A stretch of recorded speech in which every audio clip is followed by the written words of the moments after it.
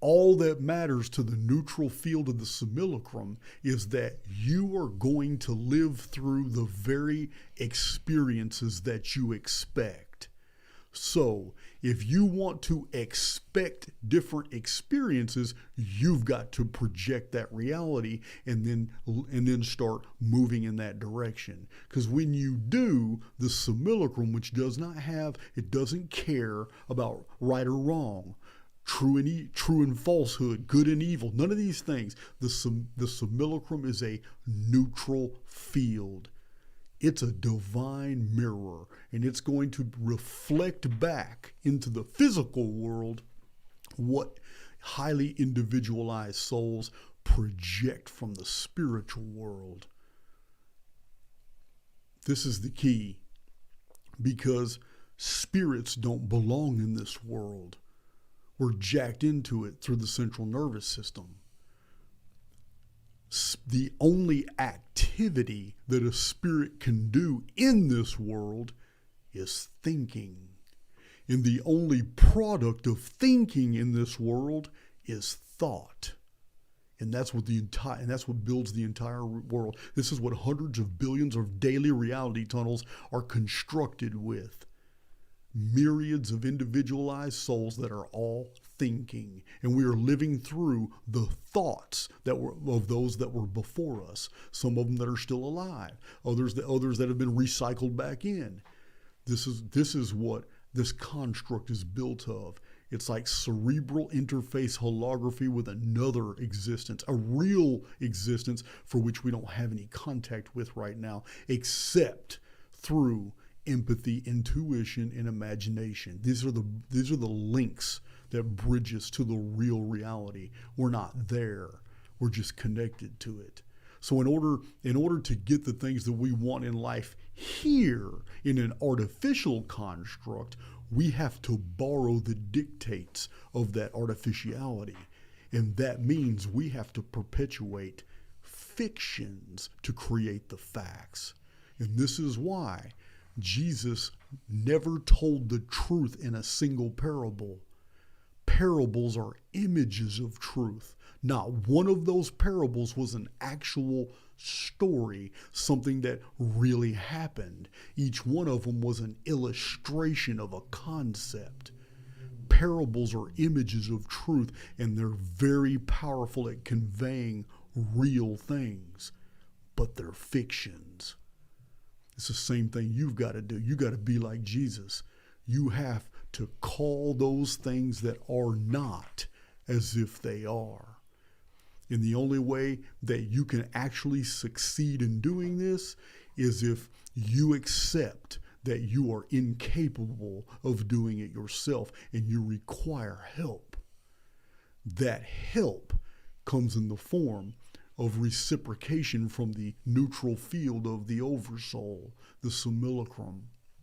This is a relationship, and all relationships require trust.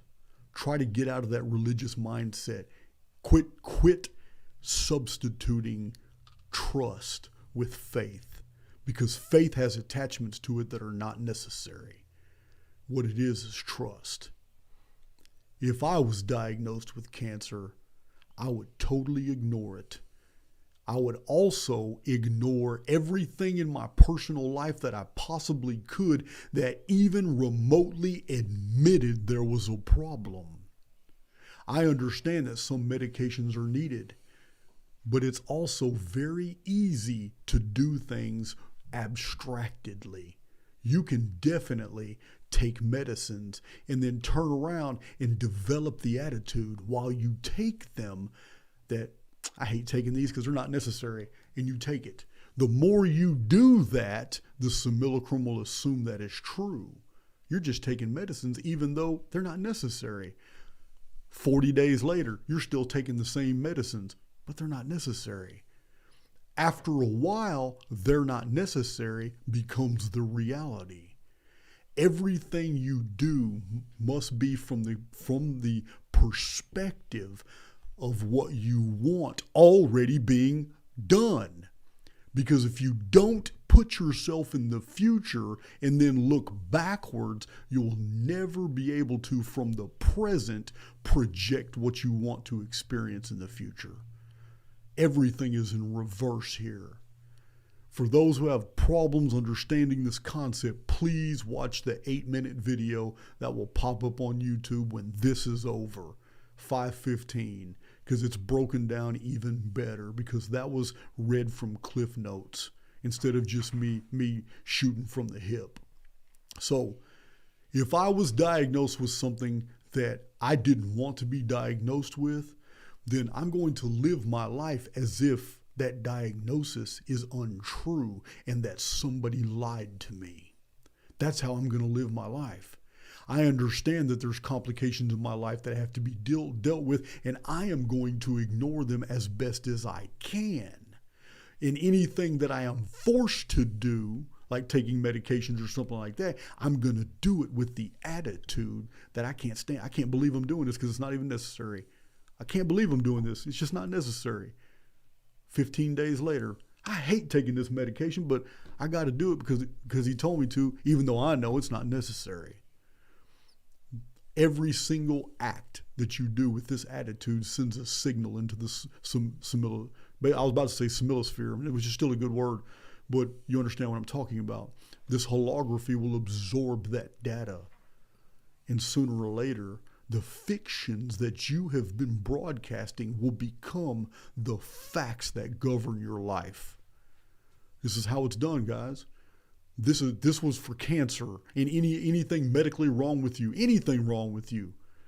You have to build a future and then move in that direction with the absolute implications in your life, in all aspects of your life, that's already going to come to pass.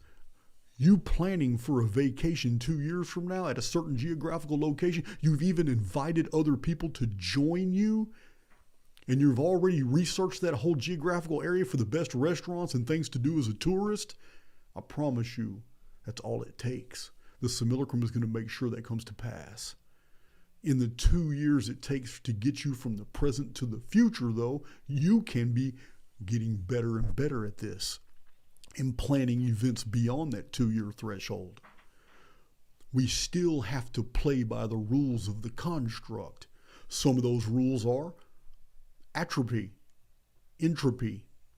You're going to atrophy. The human body atrophies. You're not going to stop that. We're going to grow old and we're going to die.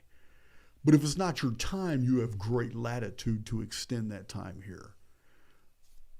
Another rule, like I told you guys, is the rule that everything here is based off fictions.